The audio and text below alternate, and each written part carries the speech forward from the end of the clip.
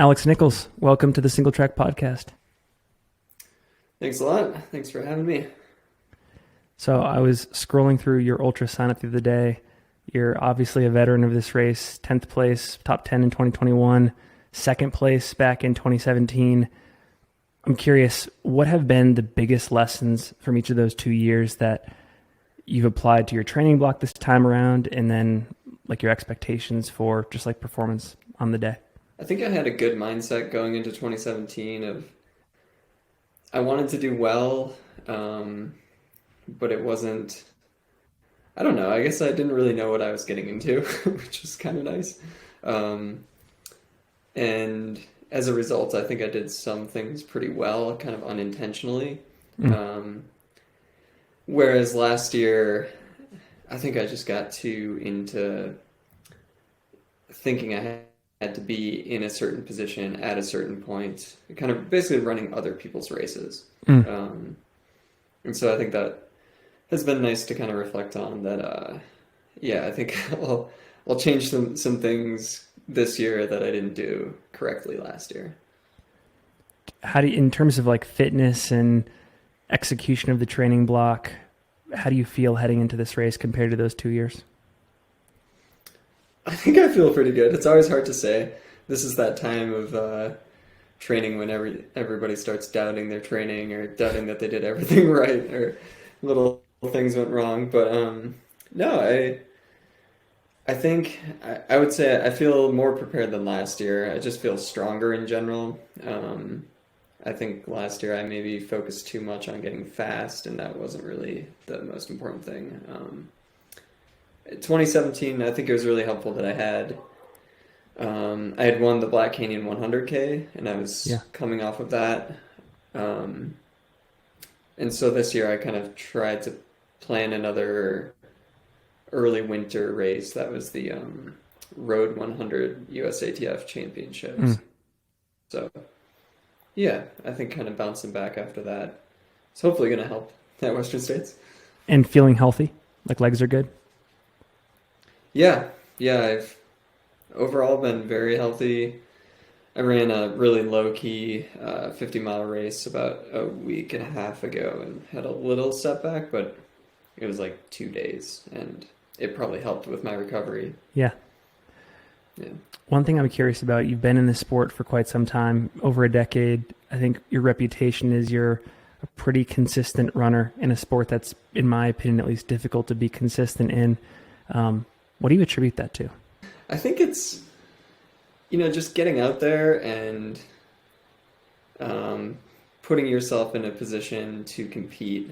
And that's what I really enjoy, is like I'm a competitive person, and that's why I do these races. And so even if it's not the perfect day on race day, I try to make it a good day, the best day that it can be. So, I guess I'm okay with little failures along the way, as long as we're just gonna keep moving forward and keep doing what I can. At this point in your career, do you feel like you have a lot of things figured out, or are you still learning new things and tinkering with your training and stuff like that? Yeah, I think I'm always learning new things. I mean, I feel like everyone should be trying to learn new things if they're interested in maximizing their own performance. And so, I do things significantly different than I did 10 years ago. Looking forward to race day. How do you plan to execute this race? You said that last year you may have at times gotten caught up in other people's races and set expectations of like where you needed to be at certain times. Does that mean you're going to just run your own race and see where the chips fall, or do you have ambitions to kind of go with the flow and where like the lead pack goes? Like, where do you want to be, I guess, when the race is done? To be pretty close to the front by the end of the race. Like podium, like a podium performance? Yeah. I mean, that's why I'm here. But I think in order to do so, I need to run my own race. Like it's a very long distance, and I mean, that's typically been the way that I race well, is if I could run my own race for the first 60 or 70% of whatever given distance, and then start truly racing in the last 30%. Yeah. The toll that this kind of race can take on people is huge. Yeah.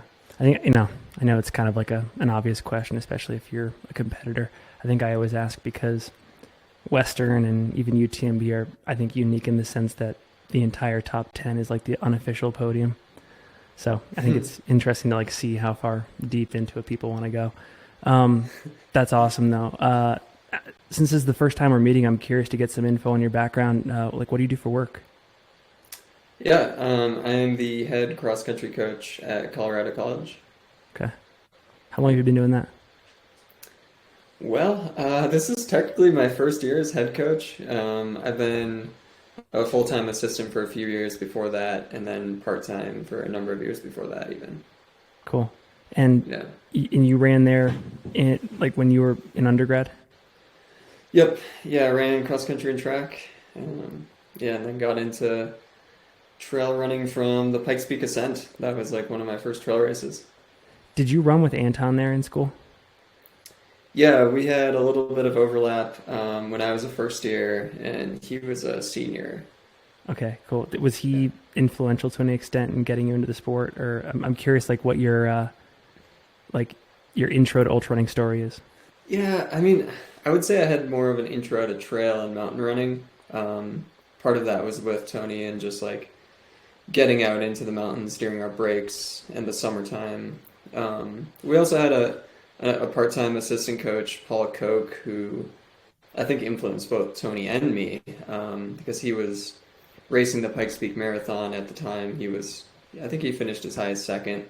So yeah, it was more of like intro to the mountains, and then later on I got more into longer distances. What else inspires you as far as your career in the sport goes? Like, you've had a lot of great performances at various races over the years. I'm guessing there's some stuff you still want to do at Western States. Is there anything else sort of on your bucket list of stuff you want to nail? I don't know. That's the cool thing about this type of running. There's always new races, new challenges. Yeah, so I think it's cool to be able to do stuff like, early on I was running the Mount Washington road race pretty often. Yeah.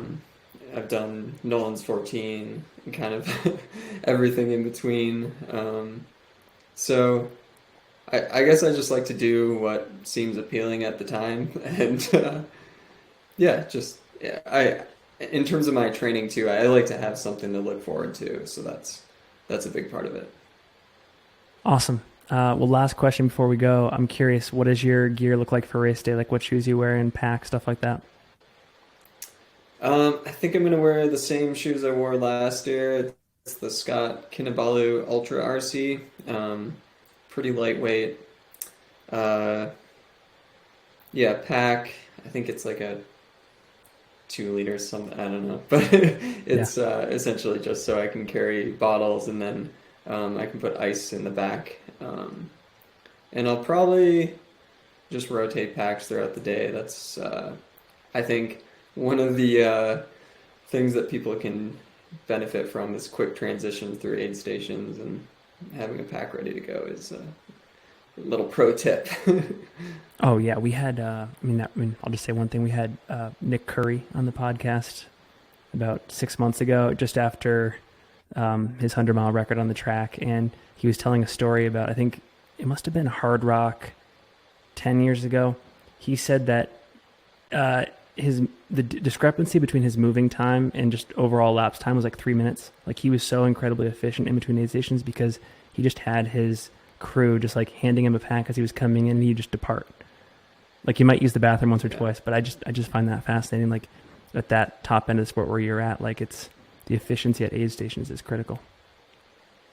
Yeah, and that can add up. And these days, ultras aren't being won by an hour between first and second. It's coming down to minutes and seconds, so it all adds up. I think I speak for a lot of folks. We're really excited to watch you race in a couple days. I think it's going to be a really interesting field, especially without Jim in the field this year, and then Courtney on the women's side not there.